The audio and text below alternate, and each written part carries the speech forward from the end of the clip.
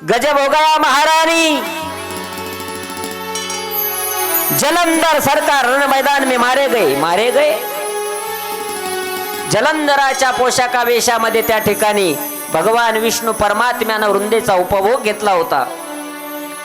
जलंधर सरकार रण मैदान में मारे गए तो ये कौन है? मैं विष्णू हूं वृंदा असं म्हणतात विष्णू परमात्मा. आणि मग वृंदेनं शाप दिला. माझ्या पतीचा आणि माझा वियोग घडवला. माझ्या पतीच्या गैरहजेरीमध्ये येऊन माझ्याकडून सेवा करून घेतली. मी एक पतिव्रता शाप देते की पुढच्या जन्मामध्ये तुझा आणि तुझ्या पत्नीचा सुद्धा वियोग होईल आणि तुझ्या गैरहजेरीमध्ये येऊन माझा पती तुझ्या पत्नीला चोरून नेईल. हा वृंदेचा शाप. हे कारण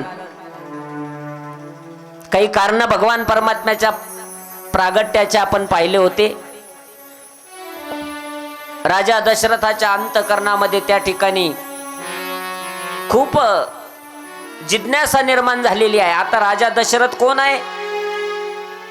तर महाराज यांनी दशरथाने पुण्य केले कोटी कोटी.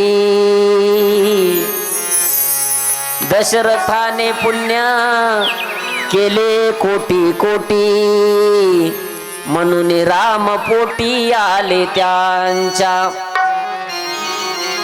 म्हणून राम पोटी आले त्यांच्या. मनू महाराज आणि शतरूपा यांनी तपश्चर्या केलेली आहे आणि तेच पुढे राजा दशरथ आणि कौशल्या झालेले आहे.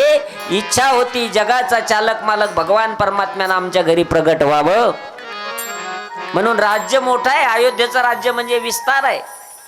खूप मोठं राज्य आहे. परंतु एक खंत मात्र अंतःकरणामध्ये आहे. वय झालेलं आहे पण आता कुणीतरी या राज्याला वारस पाहिजे. ही खंत राजा दशरथाच्या अंतःकरणामध्ये आहे. बघा, ज्याला मुलबाळ नाही त्याला खूप वेदना देतात बरं का लोक. तुम्हाला महिला मंडळी सुद्धा सांगून जाईल, एखाद्या वेळेला एखाद्या स्त्रीला मुलबाळ नाही, 15 वर्ष झाले 20 वर्ष झाले तिला मुलबाळ झालंच नाही, तर माता भगिनी सुद्धा तिच्याजवळ लहान लेकरू देत नाही बरं का. ऐका, जर अशा बसल्या ना तर लहान लेकरू सगळ्यांकडे देतील पण त्या बाईकडे देत नाही. म्हणजे किती वेदना आहे त्या अंतःकरणाला. राजा दशरथाच्या अंतःकरणाला सुद्धा अशाच वेदना होत होत्या. बघा, जर मुलगा नसेल ना तर त्या ठिकाणी कष्टी होतं अंतःकरण. ज्याला मुलगा नाही त्याला विचारा मुलाची किंमत. ज्याचा एक डोळा शाक बसून गेला त्याला डोळ्याची किंमत विचारा. ज्याचा हात एखाद्या मशीन मध्ये गेला, हात तुटला, त्याला हाताची किंमत विचारा. जो लंगडा आहे त्याला पायाची किंमत विचारा. वेळेची किंमत त्याला विचारा जो एका 2 सेकंदावरून जो त्या ठिकाणी ट्रॉफी हरलेला आहे. अशा खेळाडूला वेळेची किंमत विचारा. तसं ज्याला मुलबाळ नाही त्याला मुलाची किंमत विचारा.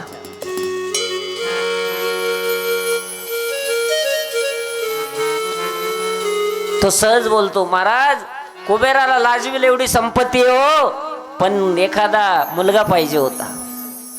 हेच अंतःकरणामध्ये राजाच्या चालू आहे. कष्ट होत आहेत अंतःकरणाला. क्षणाक्षणाला वेदना होत आहेत. त्यावेळेला वशिष्ठ ऋषींनी सांगितलं की यज्ञ करावं लागेल. मग शृंग ऋषीच्या हातानं यज्ञ केला आणि तो यज्ञ सफल झाला. प्रसाद घेऊन यज्ञदेव प्रगट झाले आणि तो प्रसाद वाटून दिला. त्याच्यामध्ये कैकेयीच्या हातावरचा प्रसाद घारीनं उचलून नेला. अंजनीने तो सेविला आणि अंजनीच्या तपासाठी महारुद्र आले पोटी. पुन्हा कैकेयीला थोडा थोडा प्रसाद आपल्यातला दिला आणि महाराज डोहाळे लागल्यानंतर घोड्यावर बसावं, धनुष्याला बाण लावावा आणि दृष्टाचं निर्दाळन करावं असे डोहाळे लागले कौसल्या माईला. कौसल्याच्या सेवेमध्ये राहावं हे डोहाळे लागले कैकेयी मातेला, सुमित्रा मातेला. आणि मग 9 महिने 9 दिवसानं दुपारी 12 वाजता 9वी तिथी मधुमास पुनीता, 9वी तिथीला दुपारी 12 वाजता. दुपारी 12 वाजता बरोबर निरोप आला आणि राजा दशरथाला आनंदाला पारावार राहिला नाही. एक दासी धावत आली, बधाई हो महाराज, बधाई हो महाराज, कौशल्या माँ ने एक बेटे को जन्म दिया. राजाला आनंद एवढा झाला गगनात मावेना. दुसरी दासी धावत आली, सुमित्रा माँ ने 2 बेटे को जन्म दिया, बधाई हो महाराज, कैकेयी माँ ने एक बेटे को जन्म दिया. असं करता करता करता राजाच्या आनंदाला पारावार नाही. ए अवध में आनंद भयो, जय बोलो श्री राम की. भयो जय जय राम की. अवध में आनंद भयो, जय बोलो श्री राम की. अवध में आनंद भयो, जय बोलो श्री राम की. जय बोलो श्री राम की, जय बोलो श्री राम की. जय बोलो श्री राम की, जय बोलो श्री राम की. अवध में आनंद भयो, जय बोलो श्री राम की. अवध में आनंद भयो, जय बोलो श्री राम की. अवध में आनंद भयो, जय बोलो श्री राम की. अवध में आनंद भयो, जय बोलो श्री राम की. बाई कशाचा नवबता, बाई कशाचा नवबता, बाई कशाचा नवबता, बाई कशाचा नवबता.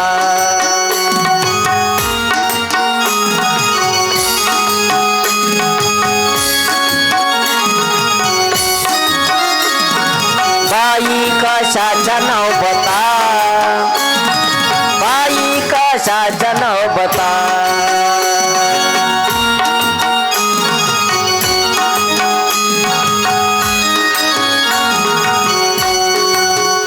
पुत्र झाला दशरथा, पुत्र झाला दशरथा,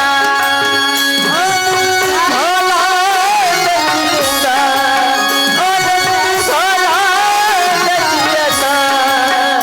पुत्र झाला दशरथा, पुत्र झाला दशरथा,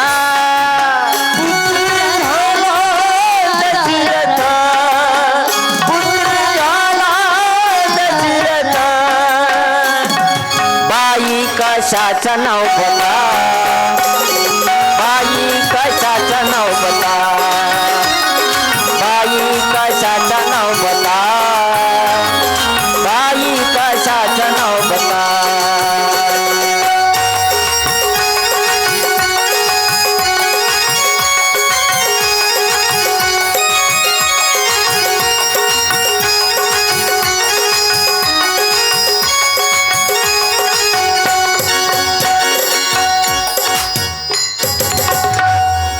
ए पुत्र झाला यशो, पुत्र झाला दशरथा, ए दशरथा पुत्र झाला, पुत्र झाला दशरथा.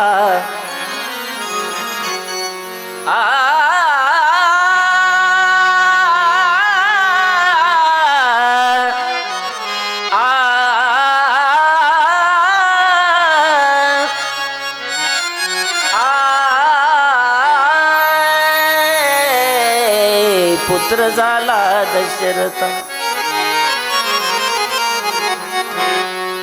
काय झालं, कशामुळे गर्दी झाली? राजा दशरथाला पुत्र झाला. अयोध्येतल्या नर नारीला महाराज एवढा आनंद झाला.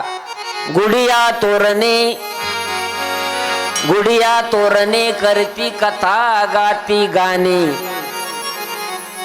कशामुळं? भगवान परमात्मा प्रगट झाले. काही जणी पाळणा म्हणू लागल्या,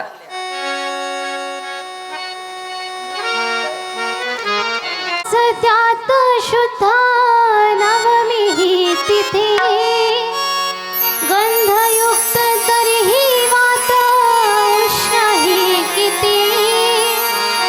2 प्रहरी काग शिरी सूर्य थांबला, राम जन्मला ग सखे राम जन्मला.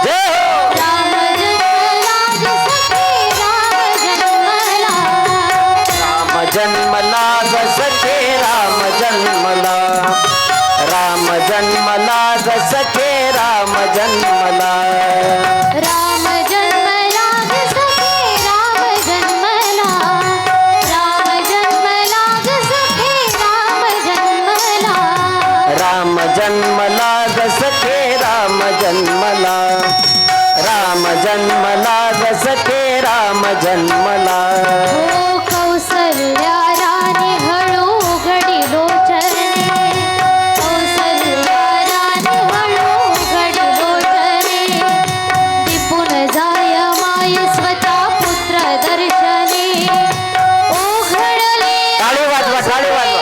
कंठ दाटला ओघळले आसू सुखे कंठ दाटला राम जन्मला ग सखे राम जन्मला राम जन्मला ग सखे राम जन्मला ग सखे राम जन्मला राम जन्मला ग सखे राम जन्मला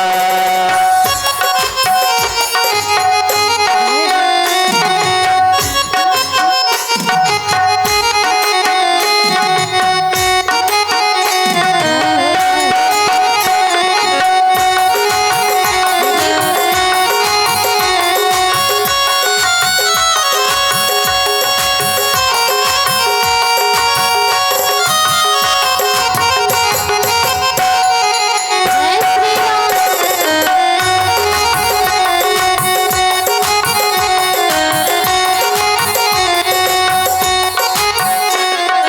पुष्पांजली फेकी कुणी कुणी भूषणे पुष्पांजली फेकी कुणी कुणी भूषणे हास्याने लोपविले शब्द भाषणे हास्याने लोपविले शब्द भाषणे वाद्यांचा ताल मात्र जलद वाढला वाद्यांचा ताल मात्र जलद वाढला राम जन्मला ग सखे राम जन्मला हरी बोल जन्मला ग सखे राम जन्मला राम जन्मला ग सखे राम जन्मला राम जन्मला ग सखे राम जन्मला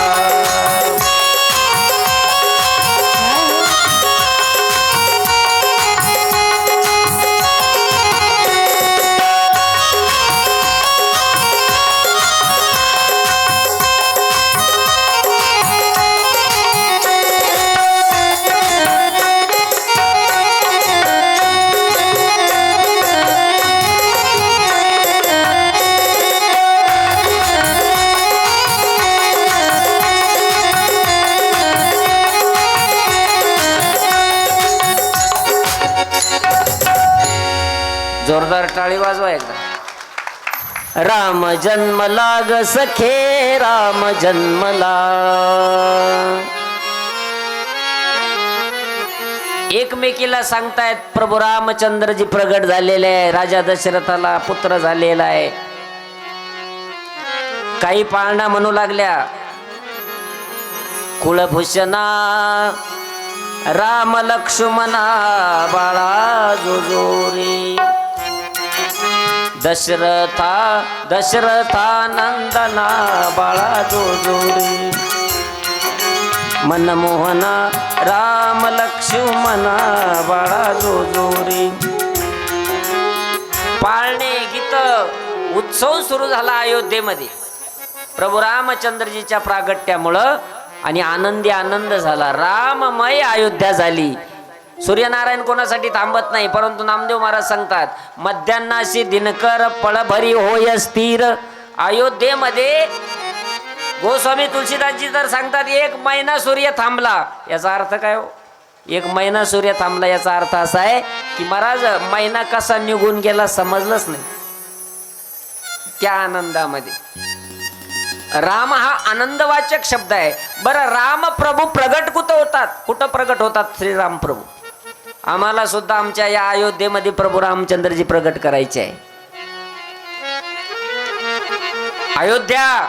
अयोध्येमध्ये प्रभू प्रगट होतात अयोध्या म्हणजे काय तर अयोध्या म्हणजे आमचं अंतःकरण आमच्या अंतःकरणामध्ये युद्ध चालू आहे सारखं अंतःकरणामध्ये युद्ध चालू आहे की नाही विचारांचं मग आम्हाला जर प्रभू रामचंद्रजी जर प्रगट व्हावं असं वाटत असेल तर आम्हाला आमचं अंतकरण पहिल्यांदा अयोध्या बनवावं लागेल. म्हणजे इथं युद्ध चाललंय, सगळं विचाराचं मिश्रण चालू आहे. कोणत्या वेळेला काय विचार येईल, कोणत्या वेळेला काय विचार येईल, काय चाललं मध्ये. म्हणून आम्हाला अगोदर अंतकरण अयोध्या बनवावं लागेल. या ठिकाणी आज आपल्या कथेला या अण्णा या इकडं कथेला भेट देण्यासाठी आपल्या बेटाचे ज्येष्ठ विनेकरी, आपल्या बेटाचे विनेकरी आदरणीय खटाणे अण्णा या ठिकाणी उपस्थित झालेले आहे. त्यांना या ठिकाणी मनपूर्वक कोटी कोटी धन्यवाद आहे. आणि आमच्या सर्व महाराज मंडळीला सतत मार्गदर्शन असतं अण्णांचं. त्याचबरोबर एक आनंदाची मी गोष्ट आपल्याला सांगेल. अण्णांची जी नात आहे वसुधाताई, या वसुधाताईचं कोणत्याच महाराजांचं जेवढं पाठांतर नसेल असं पाठांतर संस्कृतचं हिचं पाठांतर आहे. म्हणून तिच्यासाठी जोरदार टाळी आपण वाजवली पाहिजे. खूप खूप धन्यवाद आहे. आणि हे संस्कार मुळात अण्णांच्या परिवारामध्ये आहे की ज्यांच्या परिवारामध्येच भजनी मंडळ आहे महाराज. त्यांचे मुलं, त्यांचे नातू सगळे पखवाज वादक, हार्मोनियम वादक आणि महाराज सुंदर वातावरण तयार केलेलं आहे. आम्हाला आनंद आहे की आम्हाला आनंद का आनंद माहिती आहे का? मी एक वेगळं नातं आपल्याला सांगणार आहे. अण्णांचे जे वडील आहे लक्ष्मीनारायण दादा, अण्णां त्यांचं वय असं मला वाटतं 100 पार असेल, बरोबर ना? 97-96 असं वय आहे लक्ष्मण नारायण दादांचं. आणि ते आमच्या आजोबाचे विद्यार्थी आहे. आमच्या आजोबाचे विद्यार्थी, आमचे आजोबा शिक्षक होते, तेवढेच एक विद्यार्थी आज आहे की ज्यांनी मला खूप जुन्या काही आठवणी सांगितल्या होत्या. म्हणून असा सुसंस्कृत आणि धार्मिक असलेला अण्णांचा परिवार आहे. बेटाच्या नित्यसेवेमध्ये ते असतात आणि आमच्या सगळ्या महाराज मंडळीवरती त्यांचं कमांड असतं. अधिकारानं ते आम्हाला सांगतात, आम्ही ऐकतो. आणि म्हणून अण्णा या ठिकाणी उपस्थित झाले, त्यांना मनपूर्वक या ठिकाणी धन्यवाद आहे. मी सांगत होतो प्रभू रामचंद्रजी प्रगट झाले. प्रभू रामचंद्रजी प्रगट होतात, पण त्याच्यासाठी अंतकरण अयोध्या बनवावं लागतं. बरं कुठं? दशरथाच्या पोटी. दशरथ म्हणजे दश म्हणजे 10 आणि रथ म्हणजे इंद्रिय. 10 इंद्रिय, पंच ज्ञानेंद्रिय, पंच कर्मेंद्रिय यांच्या आतमध्ये राजा त्या ठिकाणी प्रभू रामचंद्रजी प्रगट होतात. पण त्याच्यासाठी कौशल्य पाहिजे. कौशल्य म्हणजे कुशाग्र बुद्धी पाहिजे. कुशाग्र बुद्धी पाहिजे. कारण बुद्धीचे काही प्रकार सांगितले. एक राजसी बुद्धी आहे, एक तामसी बुद्धी आहे आणि एक सात्विक बुद्धी आहे. पण ही कुशाग्र बुद्धी म्हणजे काय? ही तिन्हीच्या पलीकडे जी आहे. जसं आत्री अनुसया यांच्या पोटी भगवान दत्तात्रय येतात. अत्री म्हणजे त्रिगुणाच्या पलीकडं. तसं कुशाग्र बुद्धी म्हणजे बुद्धीच्याही पुढची जी स्थिती आहे. भगवान परमात्म्यापर्यंत जायचं म्हटल्यानंतर त्या ठिकाणी एक प्रमाण आहे बघा. सुखे मी निजलो गा शून्य सारोनी ते सगळ्या वृत्तीचा लय करावा लागतो. त्यावेळेला भगवान परमात्म्यापर्यंत जाता येतं. मग ती कुशाग्र बुद्धी आमच्यामध्ये पाहिजे. बुद्धीचे प्रकार सांगितले काय? एक आहे एक कर्पूर बुद्धी सांगितली बरं का. कर्पूर बुद्धी. कर्पूर बुद्धी म्हणजे कापराला काडी लावल्यानंतर 1.5 तासांना कापूर पेटतो. ज्यांना समजलं ते कर्पूर बुद्धी. कापराला काडी लावल्यानंतर लगेच पेटतो. ज्यांना समजलं ते कर्पूर बुद्धी. बरं एक आहे गौर बुद्धी. गौरी पण पेटती, पण जरा धुपून पेटती. आणि एक आहे शेण बुद्धी, म्हणजे शेणाला किती काड्यात पेटणं असवल्या म्हणजे पेटेल बरं. तसं आहे ना. तसं कुशाग्र बुद्धी म्हणजे एक अवस्था आहे. ती बुद्धी अंतकरणाची अवस्था आहे. ती झाल्यानंतर दशरथाच्या पोटी अयोध्येमध्ये प्रभू रामचंद्रजी प्रगट होतात. अयोध्या म्हणजे मानवी देहच आहे महाराज. आणि याच देहामध्ये श्रीराम प्रभू प्रगट करायचे आहे. केले नाही का आमच्या वारकरी संप्रदायातील संत महात्म्यांनी? अनेक संत असे होऊन गेले की ज्यांनी भगवान परमात्मा अंतकरणामध्ये साठवला की नाही. साठविला दाता त्रैलोक्याचा धन्य त्याची माता, धन्य त्याचा पिता, साठविला दाता त्रैलोक्याचा. आतमध्ये हे हृदयी बंदी खाना केला, आत विठ्ठल कोंडीला. हो धरीला पंढरीचा चोर, धरीला पंढरीचा चोर, धरिला पंढरीचा चोरा, धरिला पंढरीचा चोरा. धरीला पंढरीचा चोर, गळा बांधून या दोर. धरीला पंढरीचा चोर, गळा बांधून या दोर. हो धरीला पंढरीचा चोर, धरीला पंढरीचा चोर. धरिला पंढरीचा चोरा, धरिला पंढरीचा चोरा.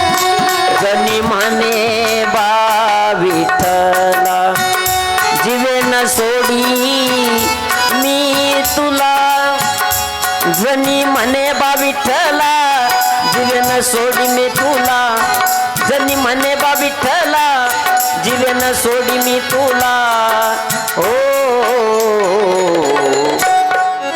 धरीला पंढरीचा चोर, धरीला पंढरीचा चोर.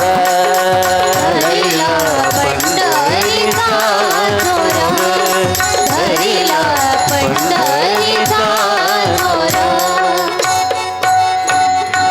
भगवान परमात्मा साठवला की नाही? पांडुरंग काय आणि श्रीराम काय एकच आहे ना महाराज.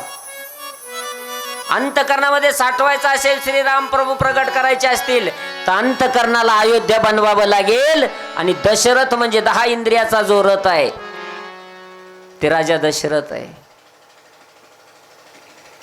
कुशाग्र बुद्धी म्हणजे कौशल्य माई आहे. प्रभू रामचंद्रजी प्रगट झाले अयोध्येमध्ये, आनंदाला पारावार नाही. सर्व गुडिया तोरणे करती कथा गाती गाणे, सदा नाम वाचे गाती प्रेमे आनंदे नाचती. महिना कसा निघून गेला सांगता येत नाही.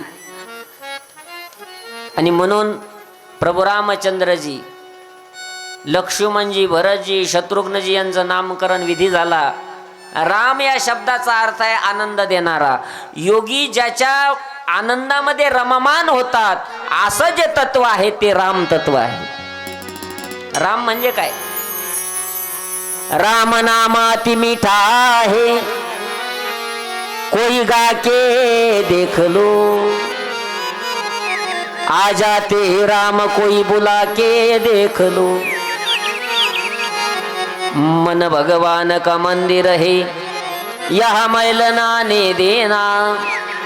हीरा चंदन मोल मिला उसे व्यर्थ गवाना देना. शीश दिए हरि मिलने को, लुटा के देख लो. राम नाम हरि का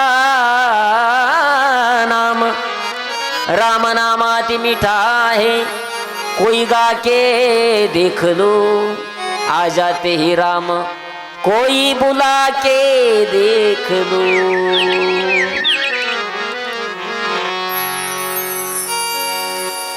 गोड आहे, आनंद देणारं तत्व आहे.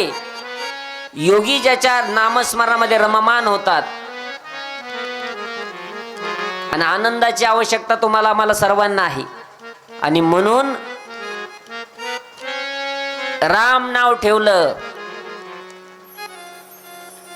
आपल्या ध्येयावरती ज्याचं लक्ष आहे त्याचं नाव लक्ष्मण आहे. 14 वर्षाचा उपवास लक्ष्मणजीनं केला. कशासाठी केला बरं? फळं सुद्धा खाल्ले नाही, उपवासी राहिला. लक्ष्मणजी उपवासी राहिले. पण का उपवास केला? त्याचं कारण काय?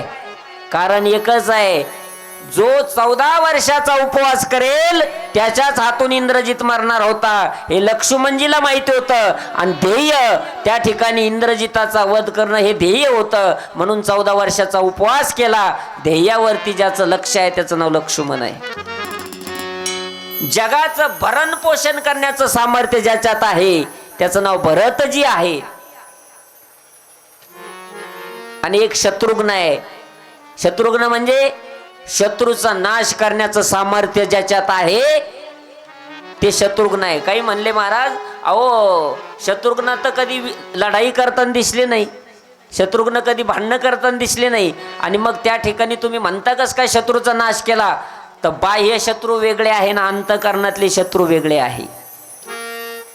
बाह्य शत्रू येऊन समोरासमोर मारामारी करतील, भांडणं करतील, ते बाह्य शत्रू आहे. पण आतमध्ये दडलेले शत्रू आहे. कोणते कोणते? काम, क्रोध, लोभ हे शत्रू आहे की नाही? मग लोभावरती लात मारण्याची ताकद बघा. तुम्हाला सांगतो, मंथरेनं ज्या वेळेला कैकईची बुद्धी त्या ठिकाणी कैकईच्या बुद्धीमध्ये घातलं, एका वरानं राज्य मागून घे भरताला आणि एका वरानं श्रीरामाला 14 वर्षाचा वनवास मागून घे.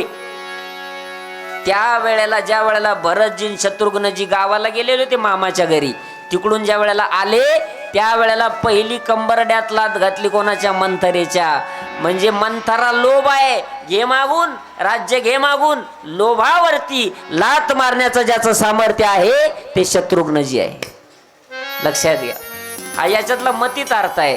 आणि म्हणून राम, लखन, भरत आणि शत्रुघ्नजी असं नाव ठेवण्यात आलं. आणि मग त्या ठिकाणी प्रभू रामचंद्रजी आता पिवळ्या रंगाचे कपडे घातलेले आहे, पिवळे झगे घातलेले आहे. आणि चारही लेकरं ज्या वेळेला राजा दशरथाच्या महालामध्ये खेळतायत आणि महाराज भिंतीचा आधार घेऊन प्रभू रामचंद्रजी उभा राहायला लागलेले आहे.